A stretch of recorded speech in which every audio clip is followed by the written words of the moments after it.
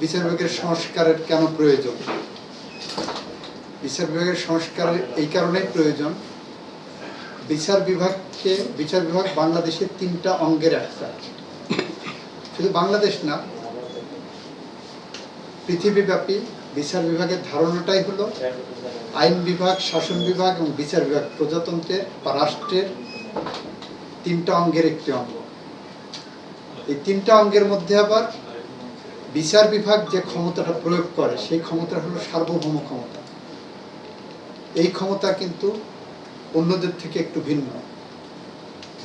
এই সার্বভৌম ক্ষমতা প্রয়োগ করে বিচার বিভাগের যারা কর্মকর্তা আছেন, সুপ্রিম কোর্টের বিচারপতি থেকে শুরু করে ট্রায়াল কোর্ট পর্যন্ত, নিম্ন আদালত পর্যন্ত, এরা রাষ্ট্রের সার্বভৌম ক্ষমতা প্রয়োগ করে। এদের সাথে প্রজাতন্ত্রের অন্য কর্মচারীদের মিলানোর কোনো সুযোগ নাই। এইটা অনেকগুলো জাজমেন্টের মধ্যে সেটেল হয়েছে। তার একটা হলো অল ইন্ডিয়ান জাজেস অ্যাসোসিয়েশনের মামলায় ইন্ডিয়ান সুপ্রিম কোর্টে, আমাদের এখানে মাজদার হোসেনের মামলায় সেটেল হয়েছে, আমাদের এখানে ওয়ারেন্ট অফ প্রেসিডেন্সিয়াল মামলায় এটা সেটেল হয়েছে।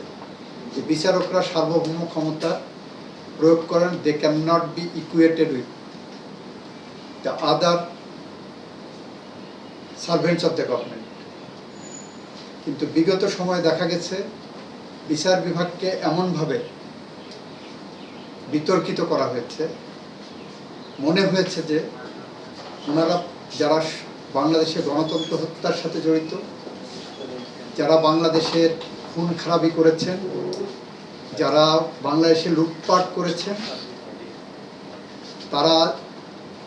যারা এদের বিরোধিতা করেছেন, সেই বিরোধিতাকারীদেরকে যখন তারা আদালতে উপস্থাপন করেছেন, কোয়ালিটি সম্পন্ন আন্তর্জাতিক মানের still bar CSRM, committed for better still, দেখা গেছে যে আদালত তাদের হয়ে অনেকটা ভূমিকা রেখেছেন। নিম্ন আদালত, কখনো কখনো এটা উচ্চ আদালত পর্যন্ত চলে এসেছে বলে আমরা পত্রপত্রিকায় দেখেছি। এইগুলোকে মাথায় রেখেই বিচার বিভাগ সংস্কারের প্রয়োজন। কারণ আমরা চাই বিচার বিভাগ প্রজাতন্ত্রের সার্বভৌম ক্ষমতা প্রয়োগ করুক। বিচার বিভাগ মানুষের অধিকার প্রতিষ্ঠায় পাশে দাঁড়ায়। বিচার বিভাগ সাংবিধানিক যে বিধানগুলো আছে সেগুলো মানুক, আইনগত বিধানগুলো মানুক।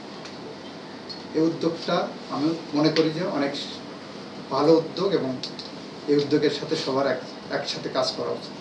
এবং সেখানে অ্যাটর্নি জেনারেল হিসাবে আমার যতটুকু ভূমিকা রাখা প্রয়োজন ওনাদের সাথে কাজ করতে যে আমি ততটুকু রাখার চেষ্টা করব। সেখানে যদি সাংবিধানিক কোনো সংস্কার প্রয়োজন হয়, সেই সংস্কারের মধ্যে ধরেন অনেকেই মনে করেন সরকার ব্যবস্থা কী হওয়া দরকার, অনেকেই মনে করেন যে বিচার বিভাগের অ্যাপয়েন্টমেন্ট প্রসিডিওর, বিশেষ করে সুপ্রিম জুডিশিয়ারিতে অ্যাপয়েন্টমেন্ট প্রসিডিওর কী হওয়া দরকার, সেখানে সাবঅর্ডিনেট জুডিশিয়ারির ট্রান্সফার, পোস্টিং, কন্ট্রোল যেখানে হচ্ছে সেই জায়গাগুলো নিয়ে অনেকের প্রশ্ন আছে। এসবগুলো নিয়েই সাংবিধানিকভাবে ওনারা কাজ করবেন। সাংবিধানিক প্রতিষ্ঠানগুলোকে কিভাবে রক্ষা করা যায়, কারণ আমার এখানে বাংলাদেশের যে বাস্তবতা বিগত দিনগুলোতে যেটা আমরা দেখেছি, constitutional and statutory institutions they became subservient to the executive organ of the government. ইন্ডিপেন্ডেন্সিটা এখানে নষ্ট হয়ে গেছিল।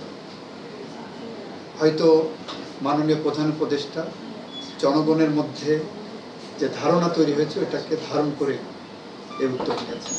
তো এটি কি সহজেই সম্ভব এই কন্ট্রোলটা সুপ্রিম কোর্টের আন্ডারে আনা? নিশ্চয়ই সম্ভব। দুইটা, একটা হলো যে আমাদের যারা দায়িত্বে আছেন তাদের নিজস্ব দায়িত্ব কোনটা সেটা আগে ভালো করে তাদের বোঝা দরকার।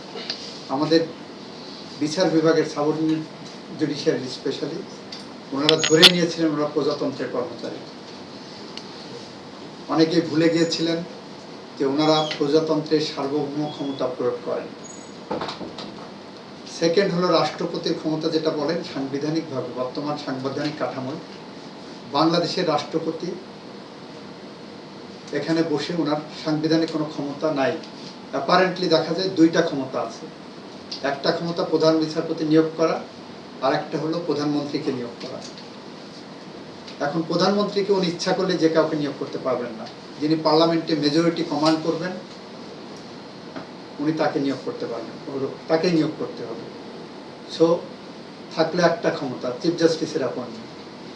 চিফ জাস্টিসের অ্যাপয়েন্টমেন্টও এ যাবৎকালে যেভাবে রাষ্ট্রপতি ক্ষমতা প্রয়োগ করেছেন, সরকারের সিদ্ধান্তের বাইরে ওনারা সেটা প্রয়োগ করতে পারেন না। ফলে বাংলাদেশের রাষ্ট্রপতি সাংবিধানিকভাবে কতটুকু ক্ষমতাবান সেটা যারা সংবিধান বিশেষজ্ঞ আছেন তারা জানেন। আমি অ্যাটর্নি জেনারেল হিসেবে বলতে পারি এই সংবিধানে রাষ্ট্রপতির ক্ষমতাটা খুবই ন্যূনতম, সিরিমোনিয়াল। জাস্ট কিছু করার নাই, বসে আছেন, সই দিতে হবে, ওনাকে সামনে রেখে করা হবে।